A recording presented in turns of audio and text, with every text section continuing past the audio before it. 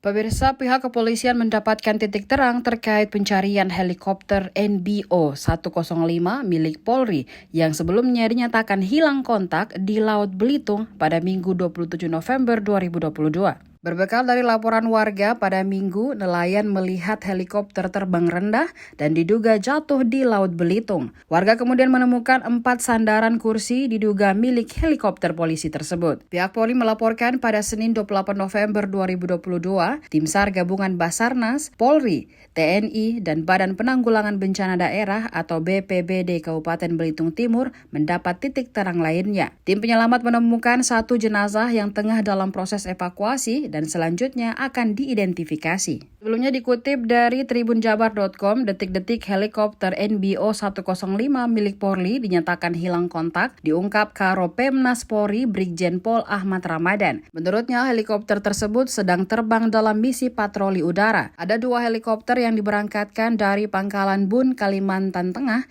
yakni bernomor registrasi P113 dan P1103. Adapun yang hilang kontak adalah helikopter P1103 yang dikemudikan AKP Arif Rahman Saleh. Helikopter milik Polri dengan nomor registrasi P1107 mengalami hilang kontak di perairan Buku Limau, Manggar, Belitung Timur, Bangka Belitung pada Minggu 27 November 2022 pada pukul 13.45 waktu Indonesia Tengah. Hal tersebut kemudian dibenarkan oleh Karo Pemnas Polri Brigjen Pol Ahmad Ramadan. Ada 4 kru yang berada di dalam helikopter tersebut, yakni AKP Rahman Saleh, Bribtu Lasminto, Aibda Joko, dan Bribda Anam. Ramadan merinci kronologi berawal ketika kapten dari helikopter P113 berusaha memanggil pilot dari helikopter P1103 melalui radio komunikasi. Namun kata Brigjen Pol Ramadan tidak ada jawaban sama sekali.